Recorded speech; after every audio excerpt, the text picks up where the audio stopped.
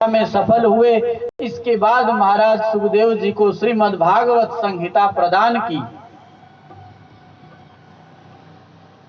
संपूर्ण श्रीमद् भागवत संहिता महाराज व्यास जी ने सुखदेव जी को सुना दिया और अवसर आने पर वही श्रीमद् भागवत कथा श्री सुखदेव जी ने परीक्षित जी को सुनाया।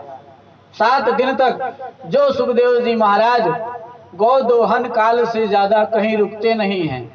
गौ दोहने में 6 मिनट का टाइम बताया गया है शास्त्रों के हिसाब से। 6 मिनट से ज्यादा कहीं टिकते नहीं श्री सुखदेव जी महाराज।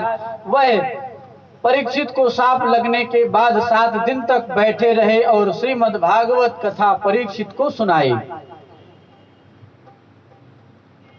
महाराज शौनक आदि ऋषि कहते हैं कि परीक्षित को ही सुखदेव जी ने श्रोता क्यों समझा, उसी को ही इसका अधिकारी क्यों समझा। आप हमें यह कथा सुनाइए। महाराज सूत जी कहते हैं,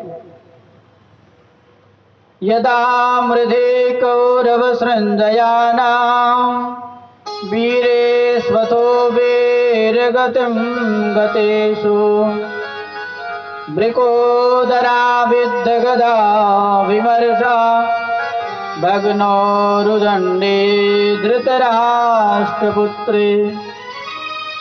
महाराज जिस समय महाभारत का युद्ध हुआ, संपूर्ण सेना का संहार हो गया और घायल दुर्योधन युद्ध स्थली में पड़ा हुआ था, उस समय अपने मित्र की प्रसन्नता के लिए और शुभ कार्य मानकर अश्वत्थामा ने कहा कि मैं पांचों पुत्रों का जो कुंती के 5 पांडव हैं, मैं उनका सर तुम्हें लाकर दूंगा। यह सुनकर दुर्योधन भी प्रसन्न हो गया। महाराज वह गया और 5 पांडवों की बजाय वह उनके पुत्रों का सिर ही ले आया। यह देखकर महाराज दुर्योधन अत्यंत दुखी हुआ।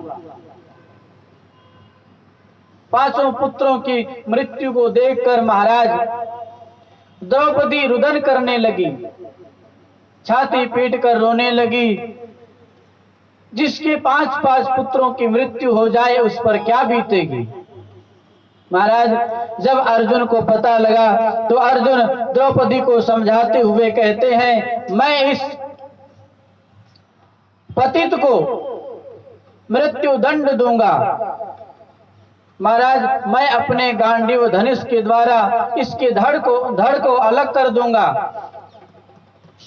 इसके ऊपर से ही चल के जाना और अपने पुत्रों की अंत्येष्टि करना। महाराज ऐसे ऐसे मीठे वचनों से अर्जुन ने द्रौपदी को समझाया और अपने गुरुदेव श्री कृष्ण भगवान को साथ में लेकर उस अश्वत्थामा को ढूंढने के लिए गए। महाराज आगे आगे अश्वत्थामा दौड़ रहा है अपना रथ लेकर और पीछे अर्जुन का रथ है। कुछ दूर जाने के बाद देखता है कि घोड़े थक गए हैं और आगे नहीं जा सकते। तब उन्होंने अपनी रक्षा के लिए अश्वत्थामा ने ब्रह्मास्त्र चला दिया।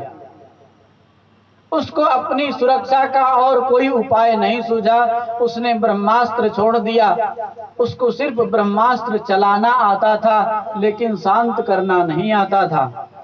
वे ब्रह्मास्त्र की अग्नि, उसकी ज्वाला जब अर्जुन की ओर आने लगी तो भगवान से प्रार्थना कर रहे हैं अर्जुन, हे भगवान मुझ पर कृपा करो, यह आग मेरी तरफ आ रही है, मेरी इससे रक्षा करो। यह क्या है मुझे कुछ नहीं पता। भगवान कहते हैं कि अश्वत्थामा के द्वारा चलाया हुआ ब्रह्मास्त्र है और यह उसको लौटाना भी नहीं आता और ऐसी कोई शक्ति नहीं है जो कि ब्रह्मास्त्र को शांत कर दे। इसलिए तुम भी आचमन करो और इधर से ब्रह्मास्त्र छोड़ दो। भगवान के कहने पर महाराज अर्जुन ने भी आचमन करके ब्रह्मास्त्र का ध्यान कर ब्रह्मास्त्र को छोड़ दिया। दोनों ब्रह्मास्त्र आपस में टकराए।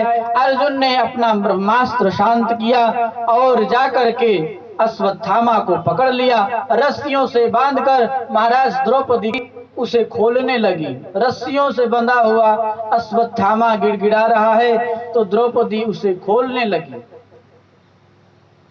अर्जुन ने कहा, आप ये क्या कर रहे हैं? इसने आपके 5 बालकों को मार दिया और आप इस पर दया दिखा रहे हैं।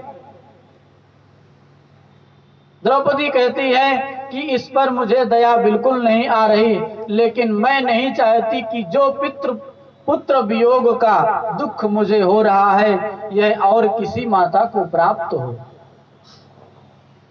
ऐसा स्वभाव महाराज देख करके अश्वत्थामा बारंबार द्रौपदी को प्रणाम करते हैं कि धन्य है यह स्त्री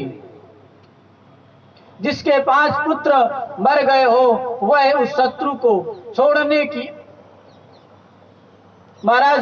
के लिए कह रही है अर्जुन से।